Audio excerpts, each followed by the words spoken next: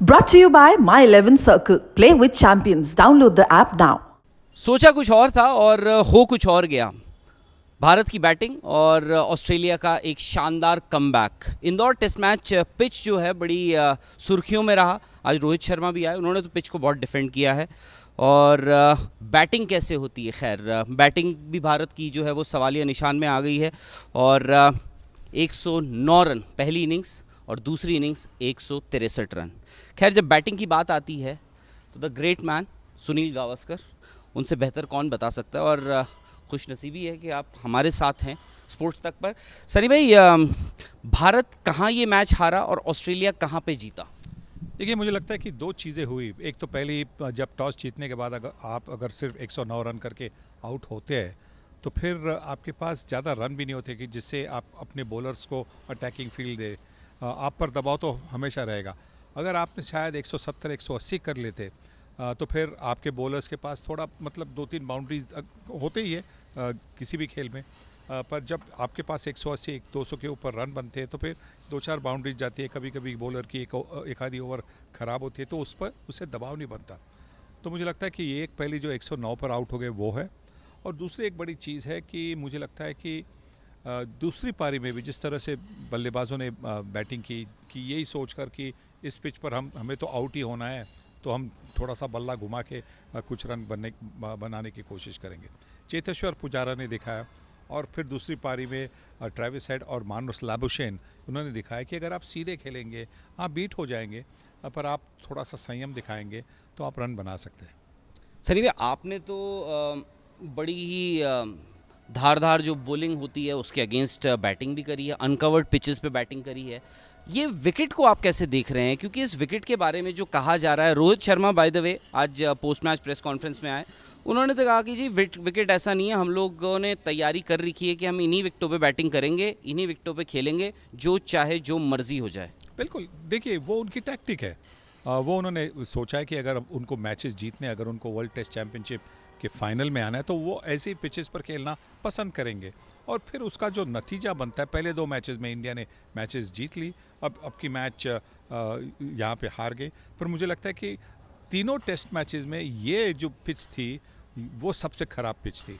नागपुर और दिल्ली के पिच में हाँ थोड़ी सी टर्न थी, पर इतनी टर्न नहीं जैसे कि पहले आधे घंटे में थोड़ी सी धूल भी निकल रही थी गेंद का टप्पा गिरने पर। तो वो पहले हमने नागपुर और दिल्ली में नहीं देखा। तो मुझे लगता है कि ये जो पिच थी वो ख़राब थी। किसी भी बल्लेबाज को इस पर रन बनाना मुश्किल बनता था। पर थोड़ा सा अगर संयम दिखाते तो 50-50 की साझेदारी भी 2-3 बनती, तो अगर आप 200 तक आप पहुंचते दोनों पारियों में तो आप ये मैच भी जीत सकते थे। सनी भाई, पर ये कहीं कोई नाइंसाफ़ी नहीं है आपके बल्लेबाजों के साथ कि उनको कहने के लिए हमारे पास दुनिया के सर्वश्रेष्ठ बल्लेबाज हैं टेस्ट क्रिकेट के, चाहे चेतेश्वर पुजारा हों, केएल राहुल तो खैर अब टीम से ही बाहर हो चुके हैं, उसके बाद विराट कोहली हैं, उनके भी एक अरसा हो गया है कि बल्ले से रन नहीं आए। कुछ मैचेस हैं जिसमें वो अच्छे दिखे हैं खेलते हुए, पर ये उनके साथ नाइंसाफ़ी नहीं है कि हम अपने ही बैट्समैन के साथ ज़्यादती कर रहे हैं ऐसी विकेटें देके? देखिए, सबसे अहम चीज़ है कि टीम क्या चाहती है। टीम चाहती है कि वर्ल्ड टेस्ट चैंपियनशिप में क्वालिफाई करे। तो वर्ल्ड टेस्ट चैंपियनशिप में क्वालिफाई अगर करना है तो अगर आप नॉर्मल विकेट पर खेलेंगे तो शायद भारतीय टीम ये सोचती है कि हमारे पास वैसी अटैक नहीं है जिससे हम किसी ऑपोजिशन को, खास करके ऑस्ट्रेलिया की बल्लेबाजों को 2 बार आउट कर सके 2 पारियों में। तो इसी की वजह से उन्होंने सोचा है और एक निर्णय लिया, टीम ने निर्णय लिया। और वो उसका जो भी नतीजा है, मतलब बल्लेबाजों को देखिए, रोहित शर्मा भी बल्लेबाज है, उन्होंने एक बहुत बढ़िया सेंचुरी की। तो वो जानते हैं कि हाँ एक आधी मैच में वो रन नहीं बनाएंगे, पर अगर नतीजा भारत के हिस्से में आ गया, फेवर में आ गया, तो उसके लिए ये जोखिम उठाने के लिए वो तैयार है। और अप्रोच की आपने, जब मैंने पहला सवाल पूछा, आपने कहा कि थोड़ा बहुत बल्लेबाजों को भी रिस्पॉन्सिबिलिटी लेनी पड़ेगी, जिस हिसाब से उन्होंने खेला, सीधा खेलते तो बेहतर रहता। तीसरे टेस्ट मैच के पहले दिन छठा ओवर जो है मैथ्यू कुनमैन डालते हैं ऑस्ट्रेलिया से, रोहित शर्मा उनको चार्ज करते हैं आगे, वो अप्रोच, उसके बाद शुभमन गिल भी ओपनिंग, एक और दूसरे ओपनर सेकंड इनिंग्स में उसी तरीके से आउट होते हैं। क्योंकि देखिए, ये पिच होता है तो पिच कभी कभी आपको साइकोलॉजिकली आउट भी कर लेता है। हमने वो देखा पहले 2 टेस्ट मैचेस में ऑस्ट्रेलिया के बल्लेबाजों ने पिच को देखकर कुछ अलग से शॉट खेले। तीसरे टेस्ट में हमारे बल्लेबाजों ने पिच को देखकर कुछ अलग से शॉट खेले और उसी का नतीजा हमने देखा है, रिजल्ट देखा है कि इंडिया ये टेस्ट मैच हार गई। अब देखिए वो हो गया सो हो गया, अभी आगे जाकर देखना है कि आगे वाली अहमदाबाद की टेस्ट पिच कैसी होगी। शायद ऐसी ही होगी, इंदौर जैसी होगी, क्योंकि हमने जो 2 टेस्ट मैचेस देखे थे 2 साल पहले, जो 2 टेस्ट मैचेस हुए थे वहाँ पे भी ऐसी सिमिलर परिस्थिति थी जहाँ पे भारत को मैचेस जीतने थे और क्वालिफाई होने के लिए वर्ल्ड टेस्ट चैंपियनशिप फाइनल में, और वहाँ पे उन्होंने जीत ले।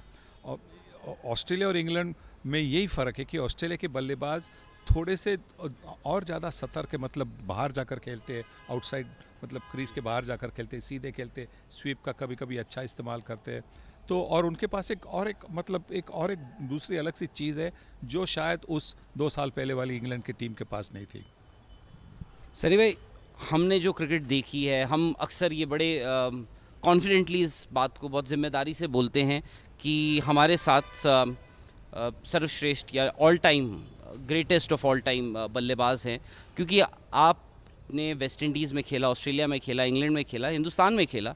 आपका डिफेंस जो है आप उसमें बहुत सही थे, और एक अच्छे टेस्ट प्लेयर की निशानी यही होती है कि उसका डिफेंस बहुत अच्छा है। आपको लगता है कि यहाँ पर इस इंडियन टीम में थोड़ी वो डिफेंस की या फिर उस कॉन्फिडेंस की कमी है? देखिए डिफेंस ये एक चीज़ बिल्कुल ज़रूरी होती है, खास करके टेस्ट मैच में, क्योंकि टेस्ट मैच में आपको अच्छे गेंदें ज़्यादा गिरती है। वनडे क्रिकेट में होता है, वहाँ पे आप अलग अलग शॉट खेलकर बॉलर पे दबाव डाल सकते हैं, पर टेस्ट मैच में क्योंकि 5 दिन का मैच होता है तो वहाँ पे आपके लिए एक डिफेंस अच्छा होना ज़रूरी है। हमने वो देखा चेतेश्वर पुजारा के बल्ले से, उस्मान ख्वाजा ने भी पहली पारी में जिस तरह से पारी खेली, वहाँ पे भी हमने देखा कि अच्छा डिफेंस बताया था, और उसी की वजह से उन्होंने दोनों ने अर्धशतक बनाया। तो हाँ, डिफेंस की ज़रूरत है, और शायद अगले मैच में और जो संयम दिखाया दोनों बल्लेबाजों ने, देखिए उस्मान ख्वाजा ने स्वीप मारा ही नहीं था, एक रिवर्स स्वीप मारा, और एक जो पहला जो स्वीप का अटेम्प्ट किया उसमें वो आउट हो गए। तो और जितना आप सीधा खेलेंगे उतने आपके चांसेस बढ़ते हैं, वैसा चेतेश्वर ने दिखाया।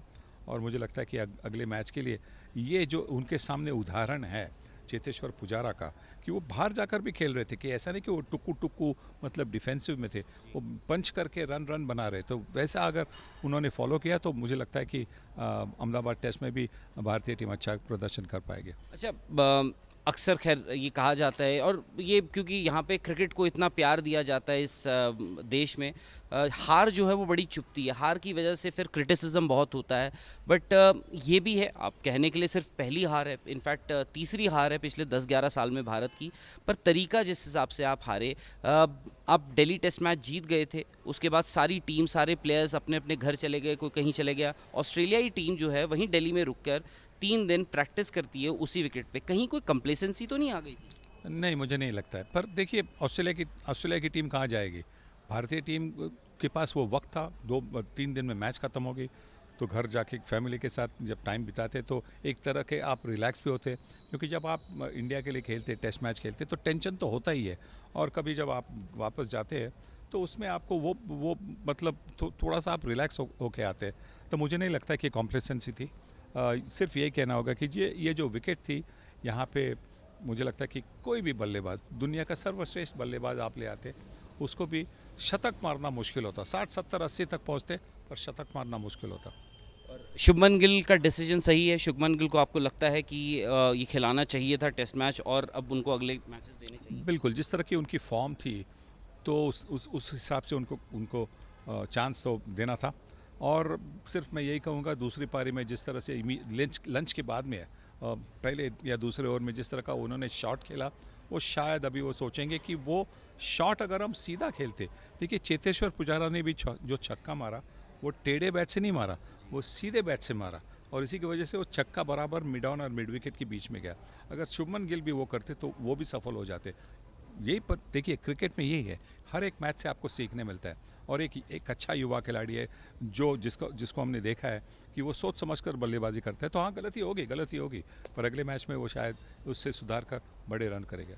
सनी भाई, विराट कोहली ठीक है, उन्होंने T20 में शतक मार लिया, उन्होंने ODI में भी शतक मार लिया, वो जो गाड़ी है वो आगे नहीं बढ़ पा रही है टेस्ट क्रिकेट में। दिल्ली में हमने एक इनिंग्स में देखा जिसमें उन्होंने 44 मारे थे, बड़े सॉलिड दिखे, अच्छे दिख रहे थे खेलते हुए, बट अगर आप ओवरऑल देखें वो कॉन्फिडेंस उस लिहाज से बॉलर अब उनको छका रहे हैं। जी हाँ, देखिए कभी कभी होता है कि एक आपका बैड पैच बनता है, तो यहाँ आप कहेंगे कि 2 साल से शतक नहीं बनाया टेस्ट मैच में, तो बैड पैच काफ़ी लंबा है, पर उन दिनों में वो 50, 60, 70 भी करते थे। अब ये पिछले जो 4 टेस्ट मैचेस हो गए, 2 बांग्लादेश में और 3 या 5 जो टेस्ट मैचेस हो गए, तो वहाँ पे उनके 50 तक नहीं बने। तो मुझे लगता है कि एक पैच से जा रहे, और क्योंकि हमारी जो विकेटें है वो वैसे ही होनी है, तो वहाँ पे भी विराट कोहली जैसे महान बल्लेबाज को भी रन बनाना मुश्किल होता है। और लोअर ऑर्डर पे हमारी लोअर मिडिल ऑर्डर पे ओवर डिपेंडेंसी तो है ही। हाँ, लोअर मिडिल ऑर्डर अच्छी बल्लेबाजी कर रहे हैं। अक्षर पटेल बहुत बहुत बढ़िया बल्लेबाजी कर रहे हैं। मुझे आश्चर्य यही हुआ कि इतनी अच्छी बल्लेबाजी करने के बावजूद उनको नंबर 9 पर दूसरी पारी में भेजा। क्या नंबर है उनका? मैं समझता हूँ कि उनको नंबर 7 पर खेलना चाहिए, 5 पर 6 पर जडेजा आ रहे, 7 पर शायद अश्विन आ सकते, या अक्षर पटेल। 7 या 8 पर उनको खेलना चाहिए, 9 पर नहीं। भारत के आगे उनको खेलना चाहिए। सर भाई, उमेश यादव ने ये दिखाया इस मैच में, मोहम्मद शमी ने पिछले टेस्ट मैच में दिखाया था दिल्ली में, कि फास्ट बॉलर्स का भी रोल होता है अगर सही वक्त पे उनको इस्तेमाल किया जाए। जी बिल्कुल, इन पिचेस पर, क्योंकि अगर आपके पास रिवर्स स्विंग की काबिलियत है तो आप किसी भी पिच पर आप विकेट ले सकते हैं, और वही उमेश यादव ने दिखाया। उसके पहले मोहम्मद शमी ने भी यही दिखाया था, और शायद मैं सोचता हूँ कि अगले मैच के लिए, क्योंकि भारतीय जो टीम है कि उनकी बैटिंग जो थोड़ी सी कमज़ोर दिखाई दे रही है इन पिचेस पर, तो शायद एक न्यू बॉल बॉलर से, जैसे कि ऑस्ट्रेलिया भी एक न्यू बॉल बॉलर से खेली थी, इस बार उनके पास कैमरन ग्रीन थे जो ऑलराउंडर है, मीडियम पेस कर सकते हैं। अगर और एक बल्लेबाज को आप अपने टीम में ले लेंगे तो आपकी बल्लेबाजी थोड़ी मजबूत हो जाएगी। नंबर 6 तक आपके बल्लेबाज होंगे, 7 पर जडेजा आ सकते हैं, और उसके बाद में 8-9 जो भी है वो अक्षर अश्विन, वैसा अगर होगा तो भारतीय टीम के लिए फ़ायदेमंद होगा, ऐसा मुझे लगता है। आखिरकार मैंने अहमदाबाद की पिच देखी नहीं है, मुझे पता नहीं कि अहमदाबाद की पिच कैसी होगी, पर 3 स्पिनर है वो ठीक है। एक आपके पास एक न्यू बॉल बॉलर, वो भी एक अच्छा है, और आप और एक बल्लेबाज से अगले मैच में अगर आप उतरेंगे तो आपके लिए अच्छा रहेगा। अच्छा, मुझे पता है सनी भाई आपको देर हो रही है और आपको बहुत दूर भी जाना है, बहुत लोग इंतज़ार भी कर रहे हैं। जाते जाते सनी भाई मुझे एक चीज़ बता दीजिए कि अगर इंडियन टीम, इंडियन प्लेयर्स आपको देख रहे हैं इस वक्त, जो मुझे लगता है कि सुनते हैं आपको, हम सुनते हैं, दुनिया सुनती है, प्लेयर्स भी सुनते हैं, कि सुधरा कैसे जाए? अगर आपको बैटिंग इंप्रूव करनी है, इन विकेटों में खेलना ही खेलना है, जो आपने बोला है कि अगर उन्होंने डिसाइड किया है तो खेलें, पर बैटिंग कैसे इंप्रूव करें? बिल्कुल सीधे खेलें, जितना आप सीधे बल्ले से खेलेंगे उतना आपको चांस है। वहाँ पे अगर विकेट से विकेट ने अगर कुछ अलग सा किया और उसमें आप आउट हो गए तो कोई प्रॉब्लम नहीं, पर जब आप आड़ा मारकर खेलने के प्रयास में आप आउट होते हैं तो फिर ऐसा लगता है कि नहीं, आपने अपने को, खुद को मौका नहीं दिया। आप जितना सीधा खेलेंगे, कदमों का अच्छा इस्तेमाल करेंगे, क्रीज का अच्छा इस्तेमाल करेंगे तो रन बन सकते। चेतेश्वर पुजारा ने दिखाया जिस तरह से बल्लेबाजी, किस तरह की बल्लेबाजी करनी चाहिए, और अगर जैसा मैंने कहा उनका उदाहरण आप ले लेंगे तो फिर बाकी के लोग भी। देखिए, इस पिचेस पर आपके अगर पाँच बल्लेबाज है, उन्होंने मानो 30 करके रन किए तो आपके 150-200 तक रन बनते हैं। वो मुझे लगता है कि ऐसी पिचेस पर 200 रन आपने किए तो आपकी स्थिति मजबूत होगी। सनी भाई की ज़बानी है और थोड़ा कभी कभार आलोचना भी हो जाती है, पर जो एडवाइस है वो हमेशा काम आती है, और ये बहुत खिलाड़ियों ने आजमाया भी है। पता नहीं आपको बताया है या नहीं बताया, बट अक्सर ये बात करते रहते हैं। सनी भाई, थैंक यू वेरी मच, और अब आपसे फिज़िकली मुलाकात होगी अहमदाबाद में, और आप लोगों से भी। मैच से जुड़े आपके हर सवाल का हम देंगे जवाब। जानने के लिए हर update, live analysis, special interviews, download कीजिए स्पोर्ट्स तक ऐप।